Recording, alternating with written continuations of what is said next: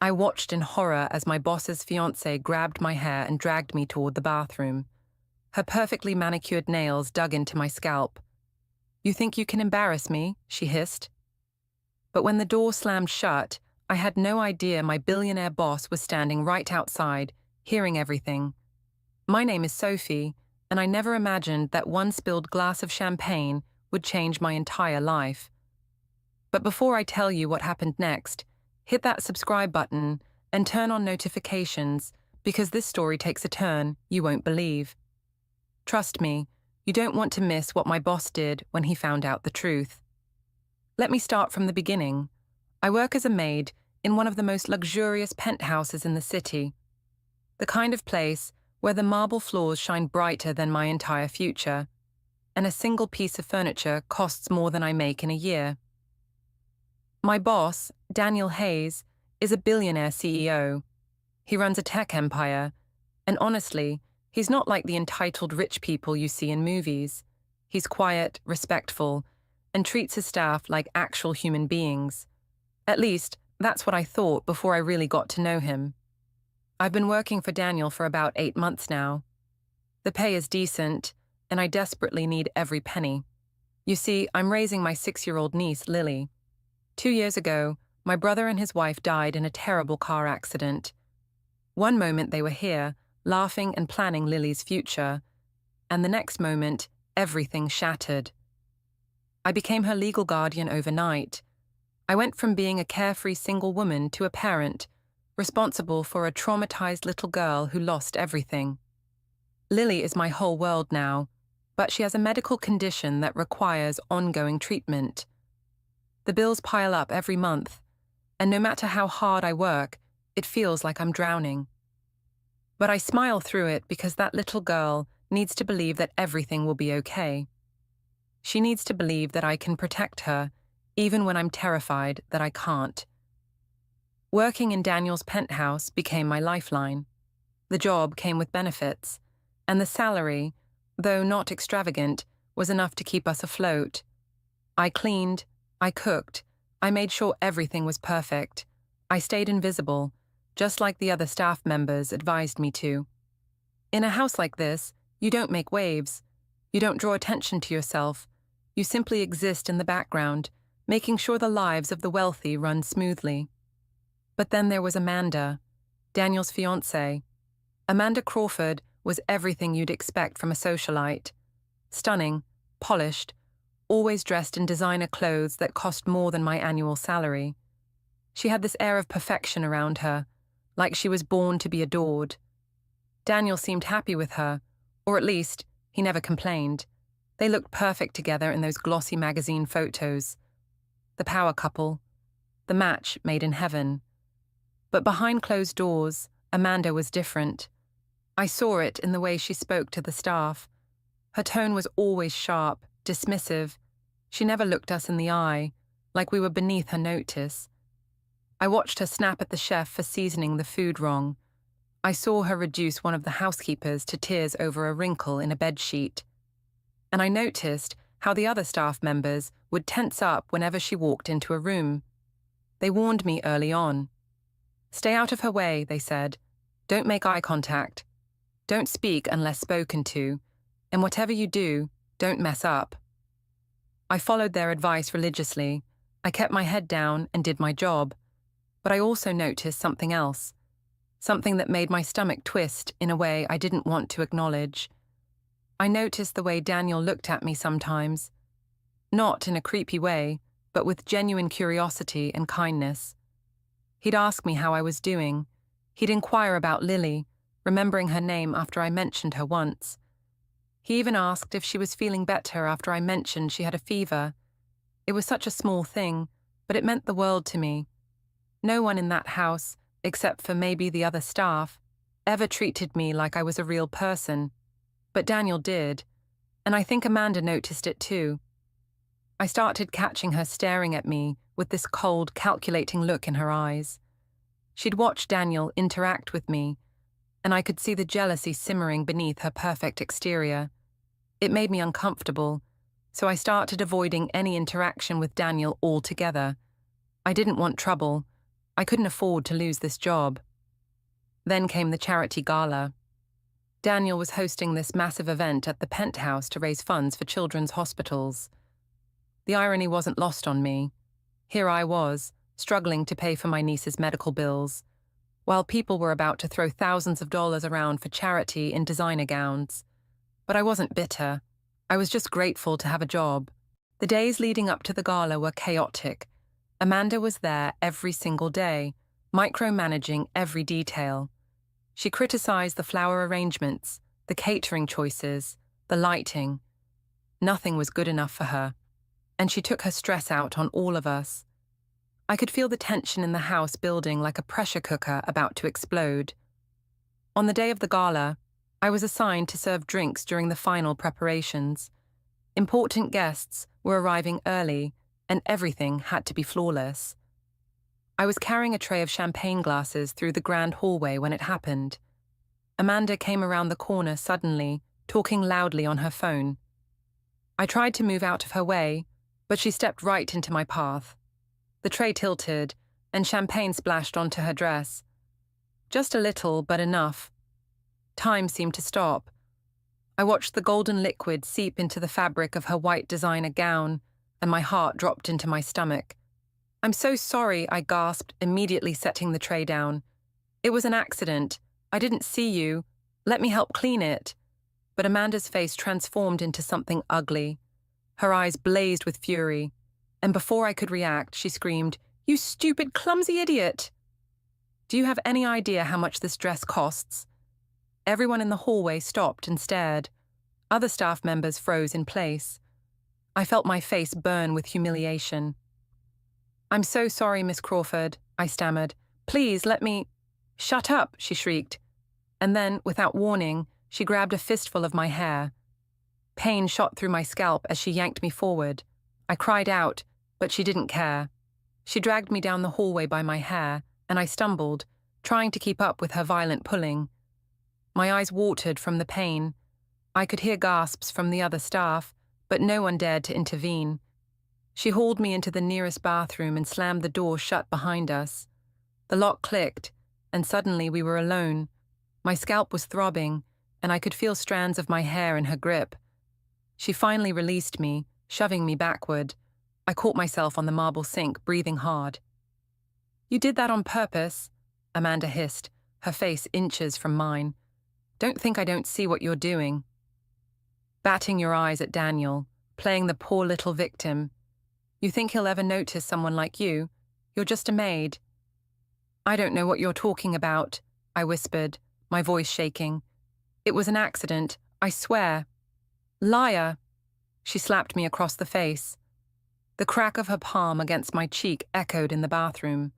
My head snapped to the side, and I tasted blood where my teeth cut into my lip. Tears spilled down my cheeks, not just from the pain, but from the sheer humiliation of it all. "Get on your knees," Amanda commanded, her voice low and venomous. "What?" I looked at her in disbelief. I said, "Get on your knees and apologize properly. Beg me for forgiveness, or I'll make sure you never work in this city again. I'll destroy you and that little brat you're raising." My blood ran cold. She knew about Lily. Of course she did. She'd probably had me investigated. I felt sick. I needed this job. I needed the insurance. I needed the money for Lily's treatment. What choice did I have? With trembling legs, I started to lower myself to the cold tile floor. Tears streamed down my face. I had never felt so small, so powerless, so utterly worthless. This was what my life had become. This was what I had to endure to survive.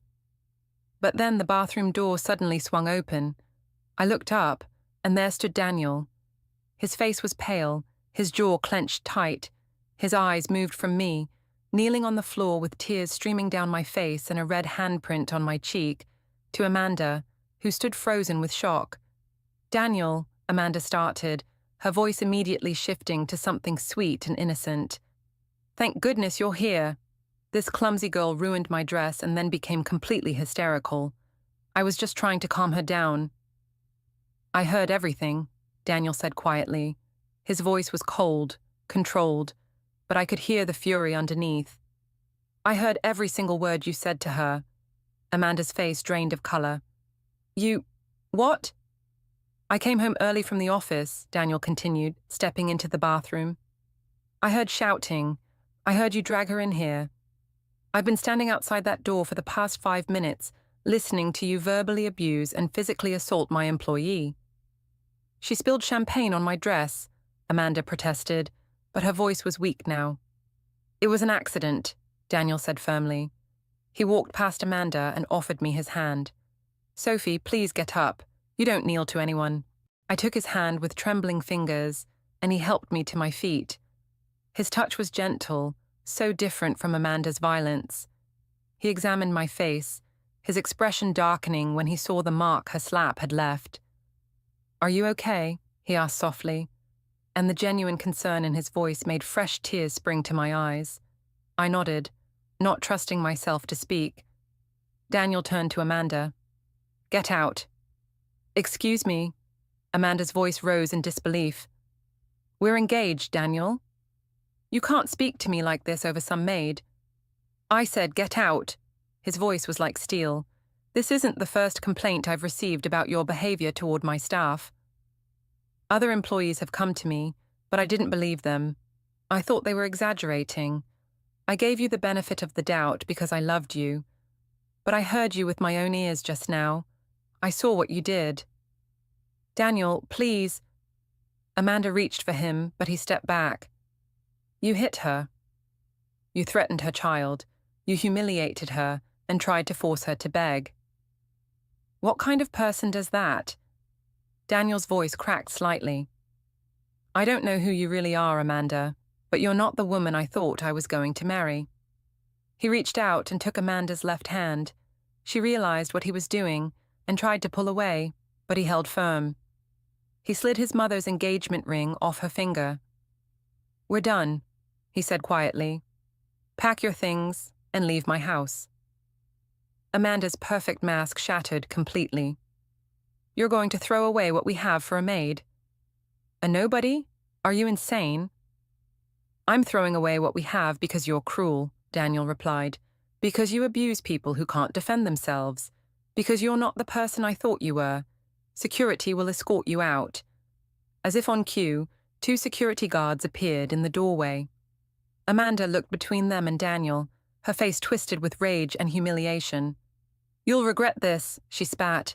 I'll ruin you. I'll tell everyone. Tell them whatever you want, Daniel said tiredly. The truth is on my side. And so are the dozen staff members who witnessed what you just did. The security guards gently but firmly guided Amanda out of the bathroom. Her protests and threats echoed down the hallway until they faded completely. And then there was silence. Daniel turned back to me. Sophie, I am so sorry. I should have listened to my staff when they tried to tell me about her behavior. I was blind. Please, let me take you to the hospital to get checked out. I'm fine, I whispered, though my face was throbbing. Really, I need to get back to work. The gala can wait, Daniel said firmly. You're more important. Come on. He insisted on driving me to the hospital himself. The doctor confirmed I had some bruising but nothing serious. Daniel waited the entire time, making phone calls to postpone the gala and dealing with the aftermath of Amanda's removal. When we returned to the penthouse, he called all the staff together and apologized. He apologized for not believing them, for allowing Amanda's behavior to continue, for failing to protect them. Then he did something that shocked me. He gave me paid leave to recover, not just physically, but emotionally. And when I mentioned I was worried about Lily's upcoming medical appointment, he quietly said he would cover all her medical expenses. Not as a loan, but as an apology for what I'd endured. I cried. I couldn't help it. For 2 years I'd been drowning, struggling to keep my head above water, terrified that I'd fail Lily. And suddenly, this man, my boss, was throwing me a lifeline I never expected. 3 months passed. Lily's treatment was going well, covered completely by Daniel's generosity. I returned to work, and the atmosphere in the house was completely different. Daniel was more present, more engaged with everyone. He seemed lighter somehow, like a weight had been lifted. Amanda tried to sue him for defamation and breach of promise, but the testimonies of the staff members who witnessed the bathroom incident, combined with previous complaints that had been documented, destroyed her case. Her reputation in high society crumbled. Meanwhile, Daniel and I grew closer. Not intentionally at first, it just happened. He'd ask about Lily, and I'd share stories about her progress. He'd tell me about his day, and I'd listen. We started having coffee together in the mornings before the house got busy. 6 months after the gala incident, Daniel called me into his office. My heart raced, thinking something was wrong. But when I entered, he looked nervous. Daniel Hayes, Billionaire CEO, looked genuinely nervous. "Sophie," he began, running a hand through his hair. "I need to tell you something, and I hope it doesn't make things awkward between us." I waited, my heart pounding. "Amanda was right about one thing," he continued softly. "I did notice you. From the beginning, I noticed how kind you were, how hard you worked, how much you loved your niece. I noticed everything about you. But I was with Amanda, and I thought what I felt was just admiration, respect." He stepped closer. "But after she left, after spending these months getting to know you better, I realized it's so much more than that. I'm in love with you, Sophie. I love your strength, your grace, your heart. I love the way you read bedtime stories to Lily over the phone during your breaks. I love the way you smile when you think no one's watching. I love you." I stood frozen, tears streaming down my face, for what felt like the 100th time since I'd met this man. But these were happy tears. "You don't have to say anything right now," Daniel said quickly. "I know there's a power dynamic here, and I don't want you to feel pressured. If you don't feel the same way, nothing has to change. I'll still—" "I love you too," I interrupted, my voice barely a whisper. I've been so scared to admit it, even to myself. But I do. I love you. The smile that broke across Daniel's face was the most beautiful thing I'd ever seen. He closed the distance between us and cupped my face gently, carefully, as if I were something precious. "May I kiss you?" he asked softly. I nodded, and when his lips met mine, I felt like I was finally home. A year later, Daniel and I got married in a small, intimate ceremony, with Lily as our flower girl. He adopted her officially, and she calls him Dad now. We're a family, an unexpected, unconventional, beautiful family. The penthouse that once felt like a gilded cage now feels like home. Sometimes I think about that moment in the bathroom, kneeling on the cold tile floor, feeling worthless and broken. I think about how Amanda's cruelty, meant to destroy me, actually led me to the greatest happiness I've ever known. Not because of the money or the luxury, but because it revealed who Daniel truly was. It showed me that kindness exists, that justice sometimes prevails, and that love can grow in the most unexpected places. That bathroom confrontation changed my entire life. Sometimes the worst moments lead to the best outcomes. If you enjoyed this story, please like this video and share it with someone who needs to hear that standing up for what's right matters. And if you want more incredible true stories like this, subscribe and hit that notification bell. Drop a comment below telling me what you would have done in my situation. Would you have stayed quiet or spoken up? I'll see you in the next video.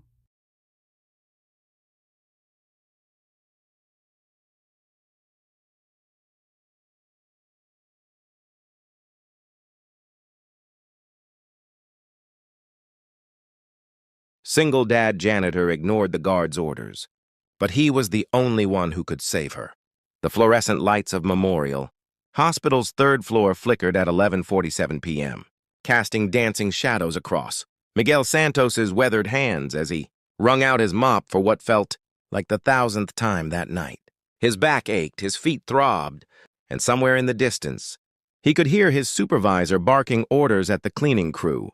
But Miguel had learned long ago that physical exhaustion was nothing compared to the weight of a father's worry, the kind They kept him working double shifts, just to afford his daughter, Sophia's asthma medication, and the new winter coat she desperately needed for school.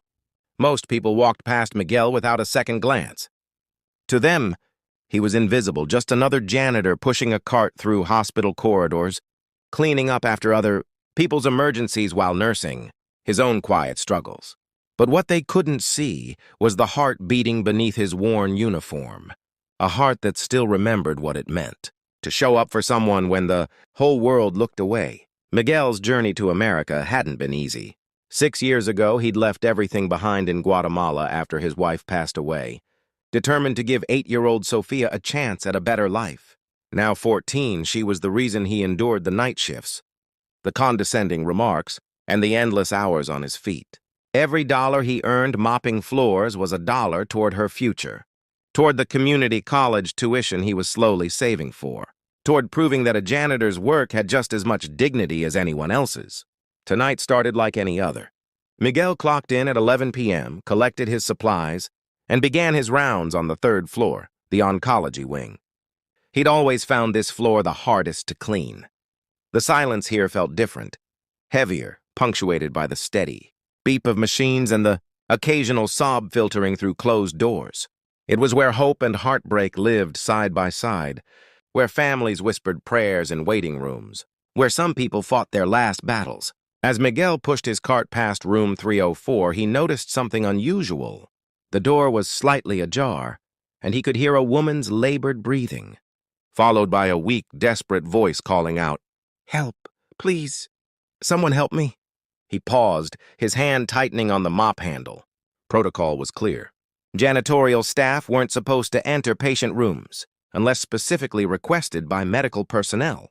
They certainly weren't supposed to respond to patient calls. That was what the nurse call button was for.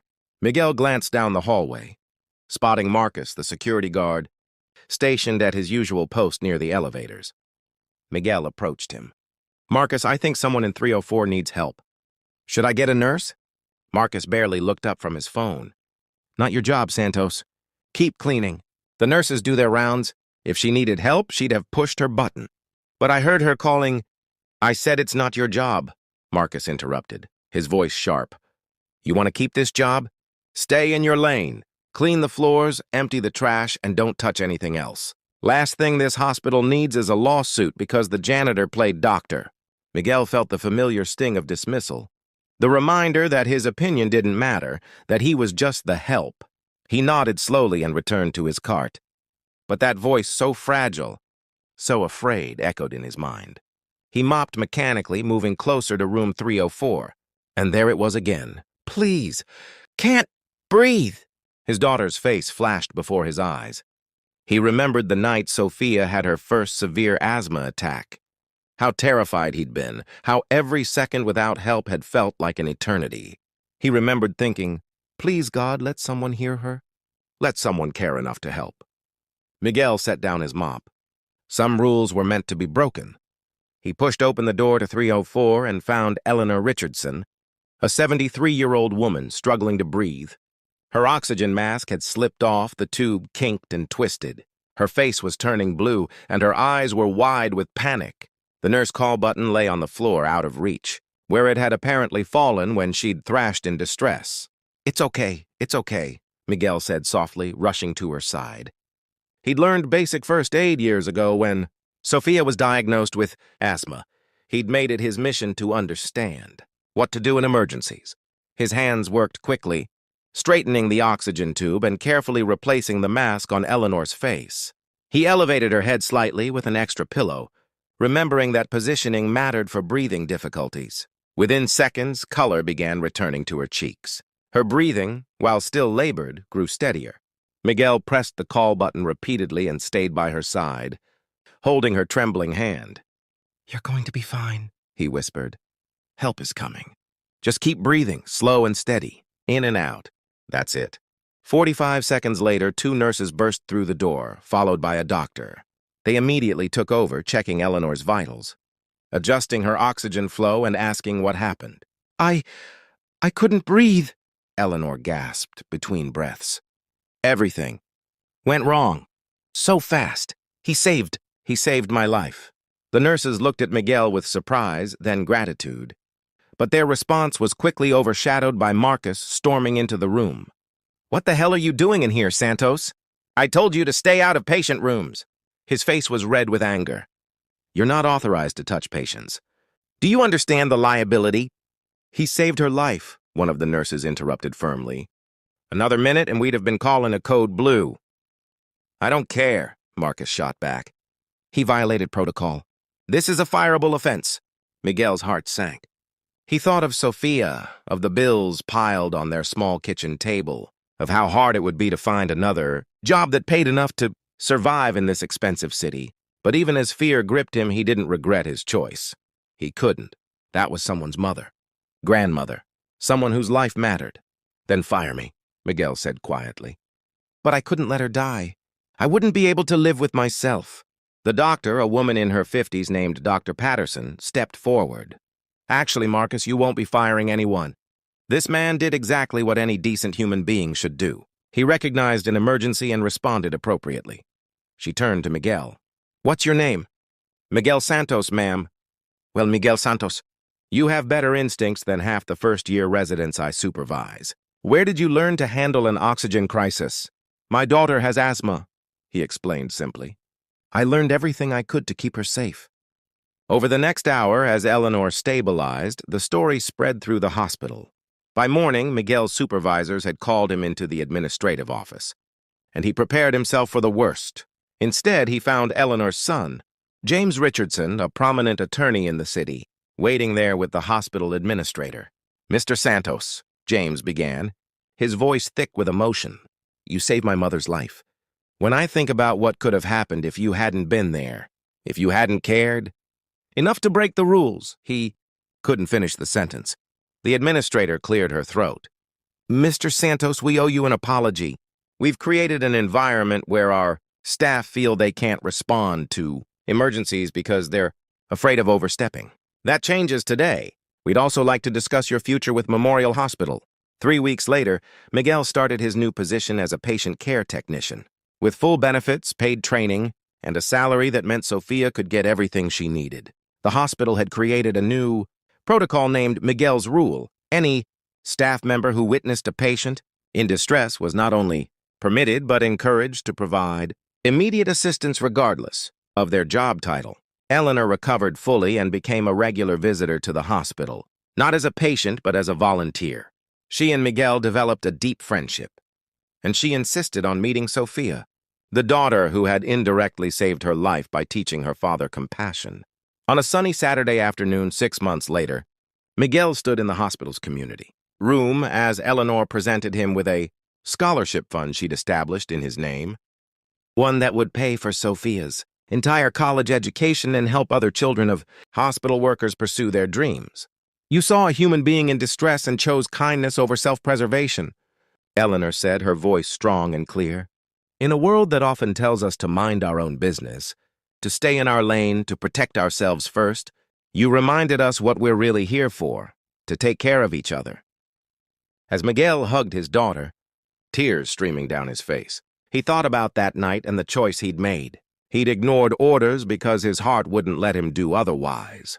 He'd risked everything because, in the end, another person's life mattered more than his fear. In the audience, even Marcus, the security guard, sat with tears in his eyes, having learned that the measure of a person has nothing to do with their job title and everything to do with their character. Sometimes the real heroes aren't the ones wearing capes or holding degrees.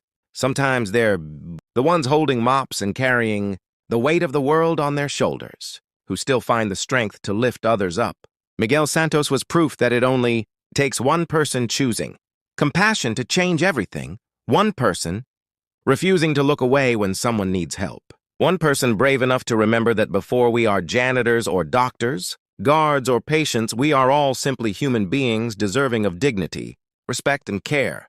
The scream that tore through the marble lobby of Chen Technologies that Tuesday morning would haunt Sarah. Chen for the rest of her life, not because of its terror, but because of what she almost destroyed in its aftermath. Sarah had built her empire from nothing. At 38, she was the youngest female billionaire in Silicon Valley, a woman who'd clawed her way up from a cramped studio apartment to the penthouse of her own 50-story building. She'd sacrificed everything for success: sleep, friendships, and nearly her marriage. But the one thing she'd never compromise on was her son. 7-year-old Marcus was her heart walking outside her body, and after losing her husband to cancer 2 years ago, he was all she had left. That morning started like any other. Sarah was reviewing quarterly reports in her top-floor office when her assistant's frantic voice crackled through the intercom. "Miss Chen, you need to come to the lobby immediately." "It's Marcus." Her blood turned to ice. Marcus had been waiting in the building's childcare center while she finished an early meeting. Sarah's heels echoed like gunshots as she sprinted toward the elevator, her mind racing through every parent's worst nightmare. The 40-second descent felt like an eternity. When the elevator doors opened, she saw her son on the floor, crying, with the janitor, an older man she'd seen mopping floors but never really noticed, kneeling beside him with his hands on Marcus's shoulders. "Get away from my son!" Sarah's voice cut through the lobby like a whip. She rushed forward, pulling Marcus into her arms. Security guards materialized from nowhere, their hands already reaching for the janitor. "Ma'am, I was just trying to—" The janitor started, his weathered face pale with shock. "I don't want to hear it," Sarah snapped, her whole body shaking with adrenaline and fear. Marcus was sobbing into her shoulder, and she could feel a knot forming on the back of his head.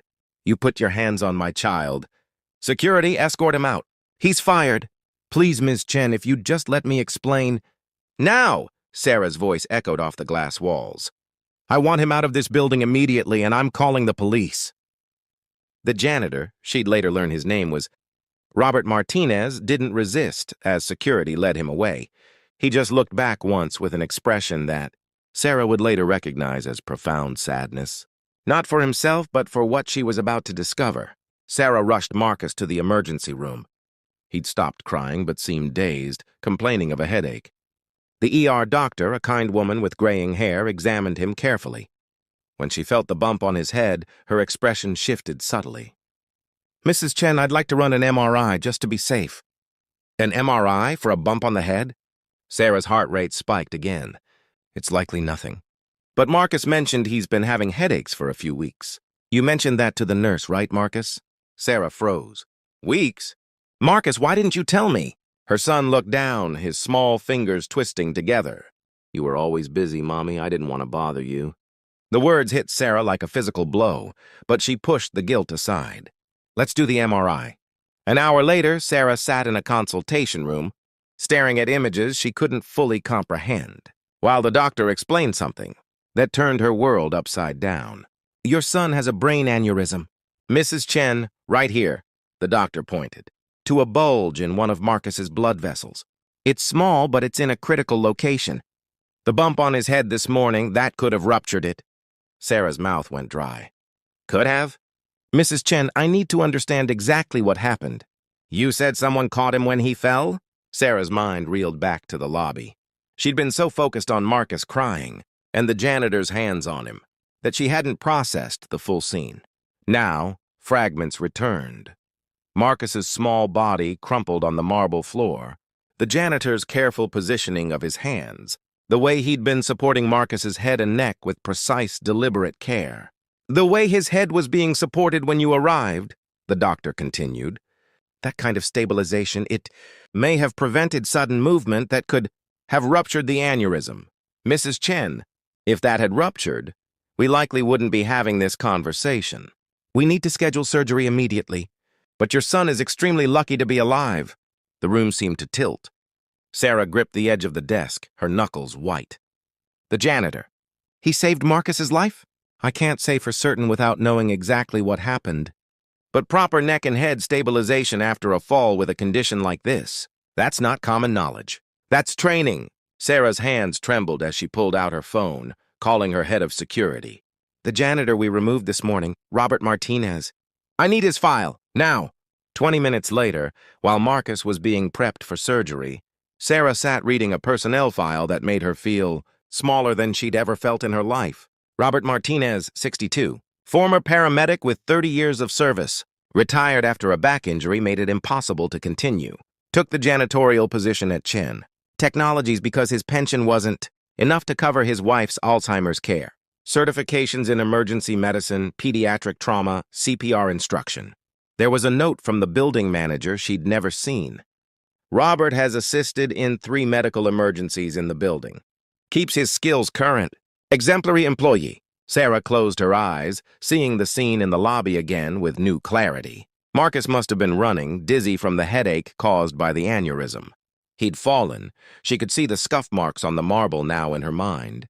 And Robert, mopping nearby, had immediately recognized a potentially serious head injury. He'd stabilized Marcus's neck, kept him still, checked his pupils, all while trying to keep a frightened child calm. And she'd called him a threat, fired him, threatened him with police. The surgery took 6 hours. Sarah sat in the waiting room, her empire forgotten, her emails ignored, every prayer she'd ever learned running through her mind. When the surgeon finally emerged, the relief that washed over her was so intense she nearly collapsed. The surgery was successful. Marcus will need time to recover, but the prognosis is excellent. Sarah broke down then, all the fear and guilt and gratitude pouring out in racking sobs. When she could finally breathe again, she had her assistant track down an address. 2 days later, Sarah stood on the porch of a modest house in a working-class neighborhood, Marcus beside her with a bandage wrapped around his head. She'd rehearsed what to say a dozen times, but when Robert Martinez opened the door, every word evaporated. "Mr. Martinez, Her voice cracked. "I'm so sorry." Robert's expression softened. "How's the boy?" "Alive, because of you." Tears streamed down Sarah's face. "The doctors said you saved his life. You stabilized his neck after the fall. And he had a brain aneurysm if he'd moved wrong." "I just did what anyone with training would do," Robert said quietly.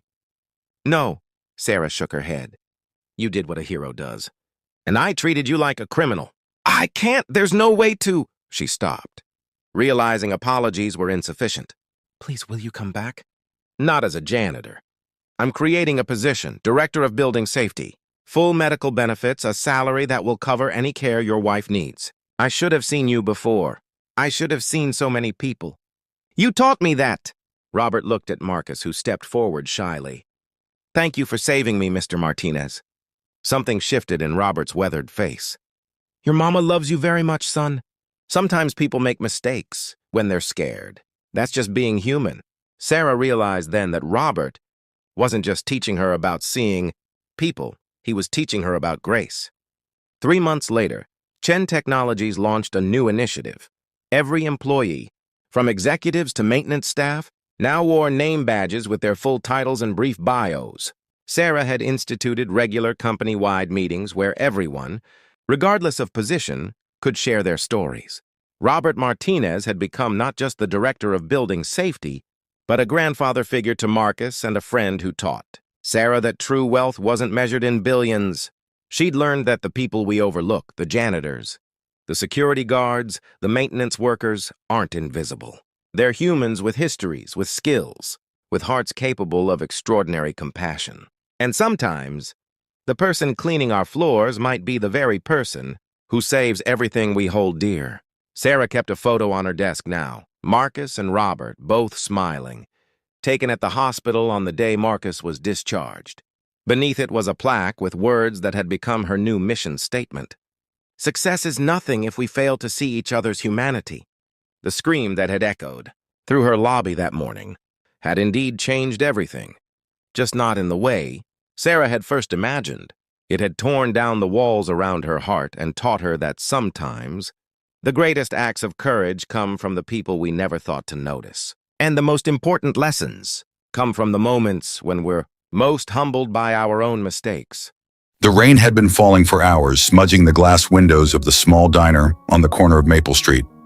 Inside, the smell of freshly brewed coffee mingled with the faint scent of cinnamon pie, and the low hum of a radio filled the silence that no one dared to break. At the far end of the diner, a young woman sat alone in a booth, her trembling fingers wrapped around a mug she hadn't touched in over an hour.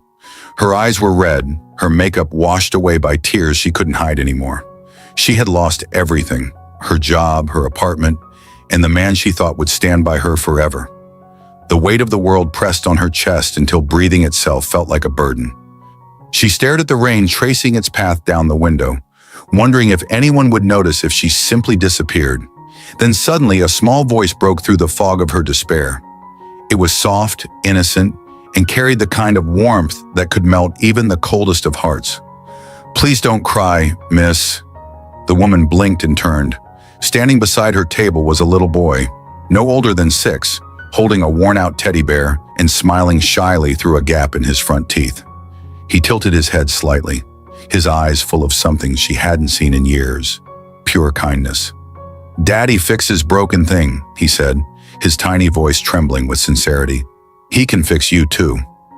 Before we go deeper into this heart-touching story, please take a moment to like, comment, share, and subscribe to our channel if you believe in kindness, hope, and second chances. Because sometimes even strangers can fix what the world has broken. The woman blinked back her tears, unsure how to respond. The boy's father, a man in his mid-30s with kind hazel eyes and strong, calloused hands, quickly approached the booth. His name was Daniel Miller, a single dad who worked as a repairman for almost everything: cars, toasters, clocks, even old guitars people no longer believed could sing. He gently placed a hand on his son's shoulder and smiled apologetically. "I'm sorry, miss. He talks to everyone. He just hates to see anyone sad." The woman managed a faint smile. "It's all right," she whispered, but her voice cracked, betraying the storm she had tried to hold inside. Daniel noticed, and something about her silence spoke louder than any words could. Her name was Emily, though she didn't offer it right away. There was a loneliness about her that reminded him of himself after his wife passed away 3 years ago. She looked like someone who had forgotten what it felt like to be seen. Daniel sat across from her after she nodded that it was okay. His son, little Noah, climbed into the booth beside him and placed the teddy bear on the table, as if offering comfort. The woman stared at the bear for a moment and let out a small, fragile laugh. It had been so long since she'd laughed that the sound startled even her. Noah grinned proudly, as if he'd won a battle against sadness itself. As the minutes turned into an hour, she slowly began to open up. Emily had moved to the city with dreams of becoming a designer, but the company she worked for downsized, and she was among the first to go. Her boyfriend, who had once promised to stand by her no matter what, walked away a week later. Rent piled up, savings ran out, and she found herself sleeping in her car for the past 3 nights. "I just don't know what to do anymore," she admitted softly, her voice trembling like the flickering diner light above them. Daniel listened quietly, nodding. He didn't interrupt. When she finished, he simply said, "You know, sometimes the things that break aren't supposed to be thrown away. Sometimes they just need someone patient enough to fix them." Emily stared at him, trying to decide if he was just being kind or if he really believed what he said. But the way his voice held steady told her he wasn't lying. Daniel offered her a warm meal and insisted on paying. When she hesitated, he smiled gently. "Consider it a kindness someone once showed me when I needed it most." It was then Emily noticed a small chain around his neck with a silver ring hanging from it. He caught her glance inside. "My wife passed away 3 years ago. She was the kind one. I just try to keep her light alive." That night, as Emily stepped outside into the rain, Noah ran after her holding a small metal charm shaped like a heart. "Daddy fixed this for me when I broke it. Now it's lucky," he said, pressing it into her hand. "Maybe it'll fix you too." She couldn't speak. Her throat was too tight with emotion. She just knelt down, hugged the little boy, and whispered, "Thank you, sweetheart." Days turned into weeks. Emily started visiting the diner often, not because she could afford the meals, but because Daniel and Noah made her feel like she wasn't invisible anymore. Daniel would fix things in the back corner of the diner: coffee machines, radios, and sometimes even broken chairs, while Emily watched, offering him company. She started sketching again on napkins, rediscovering her old passion for design. Noah would sit beside her, drawing messy stick figures and calling them heroes. Daniel noticed the spark returning to her eyes. One evening, when the sun dipped behind the city skyline, he said softly, "Maybe it's not the world that's broken, Emily. Maybe it's just people who forget how strong they are." She looked at him and realized that his quiet strength wasn't about fixing objects. It was about mending hearts. Then one afternoon, fate struck again. But this time it was Emily's turn to help. Daniel's old truck broke down on the way to work. Without it, he couldn't do repairs or make money. Emily, using the designs she had been working on, came up with an idea. She created a small online page, Miller Fixes, where people could book Daniel for repairs and leave reviews. She took pictures, wrote descriptions, and within a week, calls started coming in from all over town. Daniel was stunned. "I didn't even know you could do this," he said, amazed. She smiled and replied, "You fixed me when I was falling apart, Daniel. Now it's my turn." As Daniel's little business grew, so did the bond between them. They became inseparable, sharing laughter over coffee, long walks in the park with Noah, and quiet evenings fixing toys for neighborhood kids. For the first time in years, Emily didn't wake up feeling lost. She had a purpose again, and a family that wasn't hers by blood, but by heart. Then came the day Noah turned 7. Emily helped decorate the diner with balloons and streamers, her sketches of gears and hearts taped across the walls. When the candles were lit, Noah blew them out and said, "I have one wish. I wish Miss Emily stays with us forever." Everyone laughed, but Daniel didn't. He looked at her with eyes that said more than words ever could. Later that evening, when the lights were low and the rain began again, just like the night they met, Daniel quietly said, "Noah's right. I don't want you to go, Emily." Her eyes filled with tears, but they were no longer tears of pain. "You fixed more than you'll ever know," she whispered. Months later, Emily launched her own small design studio with Daniel's help.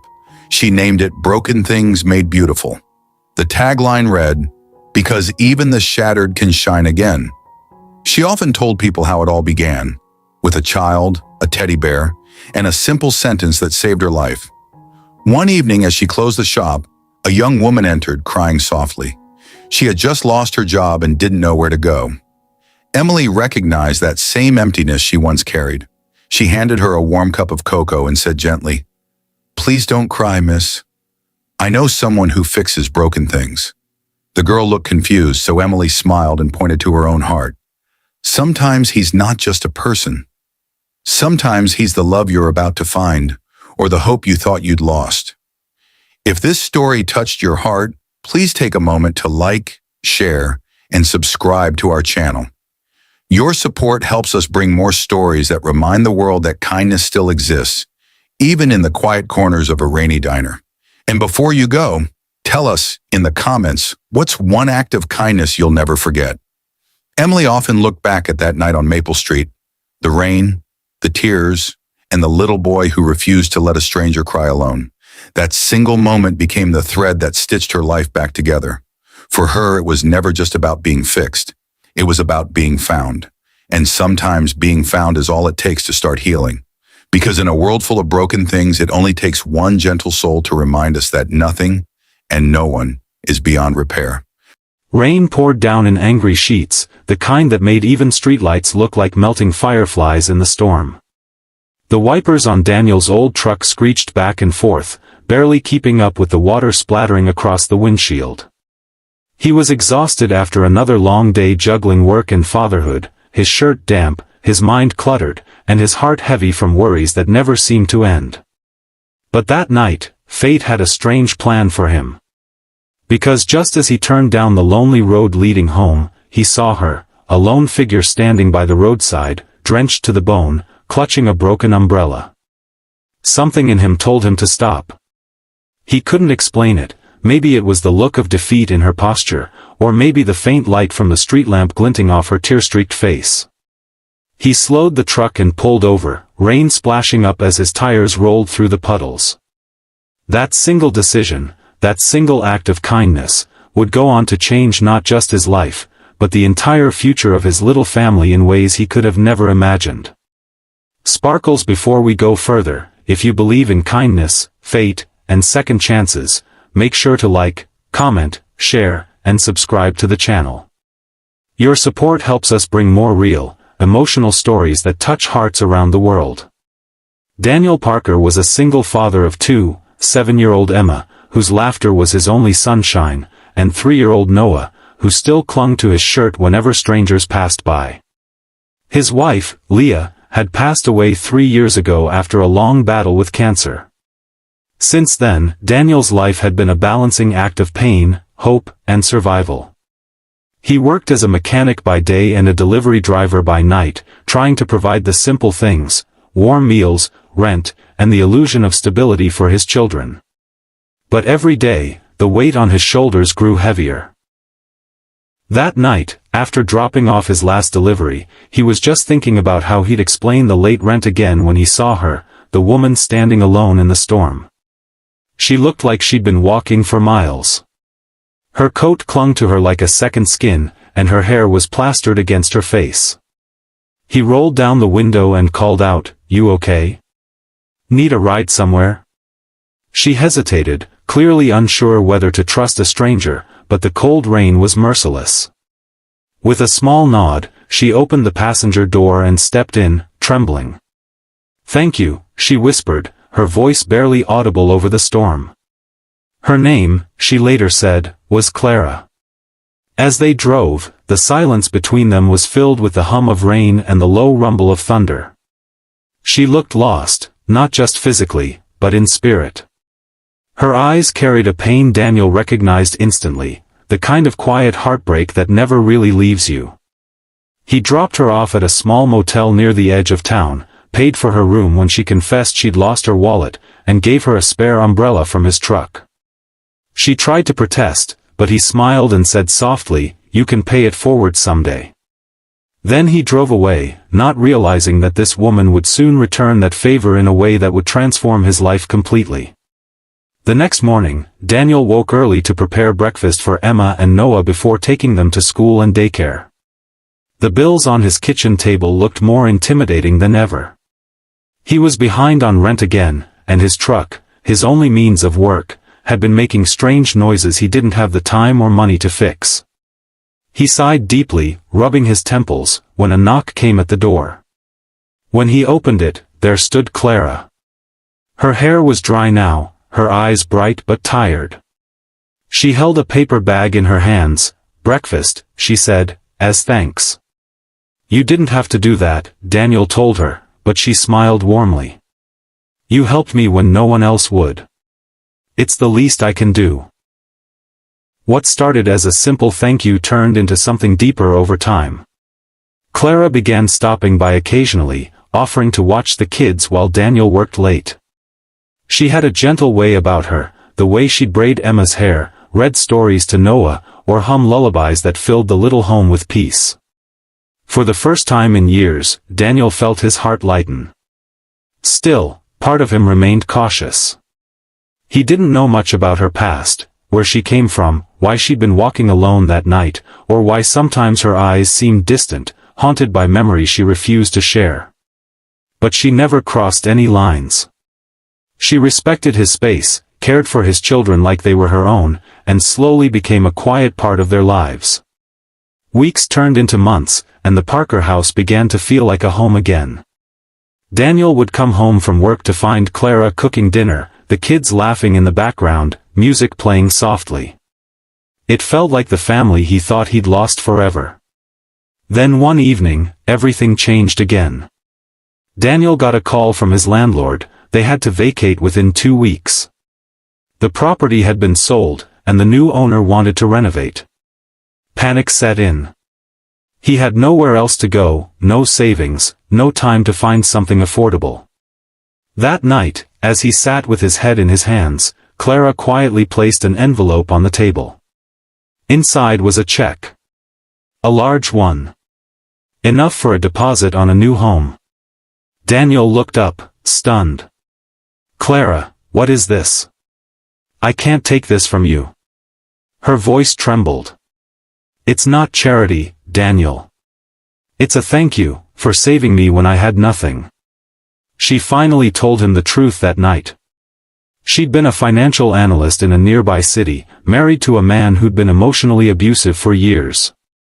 When she finally gathered the courage to leave, he froze her accounts, took everything she had, and left her stranded. That night in the rain, she had nowhere to go, until Daniel stopped. After weeks of legal struggles and therapy, she had finally regained access to her funds. And she wanted to use that freedom to give back, to help the man and children who had given her the first sense of safety she'd felt in years. Daniel was speechless. But Clara's help went beyond money. She began using her skills to manage his small repair business more efficiently, helping him get better contracts, create an online presence, and expand beyond simple odd jobs. Within a year, Parker's Auto and Repair had become a reputable name in town. Daniel could finally breathe, his debts were gone, his children were thriving, and his home was full of warmth again. But more than success, what touched him most was how seamlessly Clara had become part of their family. Emma adored her, she called her Miss C.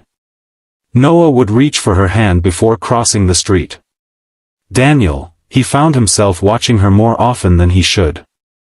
The way her laughter filled a room, the softness in her voice when she talked to the kids, it stirred something in him that he thought had died with Leah. Still, guilt tugged at him. He didn't want to replace his late wife. He didn't want to betray her memory. For months, he wrestled silently with his feelings until one night, while fixing a leaky sink in the kitchen, Clara walked in. She quietly placed a hand on his shoulder and said, "You don't have to carry every burden alone, Daniel." Something in her tone broke him. All the years of bottled-up pain, the loneliness, the fear of never being enough, it came flooding out. He didn't speak, didn't explain. He just leaned forward and held her. For the first time in years, he let himself be vulnerable.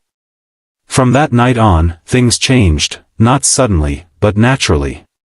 Clara never tried to replace Leah. Instead, she honored her memory by loving Daniel and his children in her own quiet way. She became part of their story, not as a replacement, but as a continuation of the love they had lost. 2 years later, Parker's Auto had grown into a family-run business with employees, loyal customers, and community respect. Emma was thriving in school, and Noah was starting kindergarten. Daniel had built something stable, not alone, but with the woman who had once been a stranger in the rain. On the anniversary of Leah's passing, Daniel took the kids and Clara to the cemetery. He placed fresh flowers on her grave, whispered his thanks for watching over them, and then took Clara's hand. "You saved me when I didn't even know I needed saving," he said softly. Clara smiled, tears glistening in her eyes. "No, Daniel. You saved me first." That night, rain began to fall again, soft, gentle, almost as if the world itself was blessing them. Daniel looked out the window, remembering that fateful night years ago. One act of kindness, one simple choice to stop for someone in need, had rewritten his family's entire future. Sometimes, the people we help in passing become the very angels who guide us back toward hope. Sparkles, if this story touched your heart, please like, share, and subscribe to our channel. Your engagement helps us bring more emotional, real-life inspired stories of kindness and redemption to people around the world. And before you go, Red Heart, let us know in the comments, do you believe that one small act of kindness can truly change a life forever?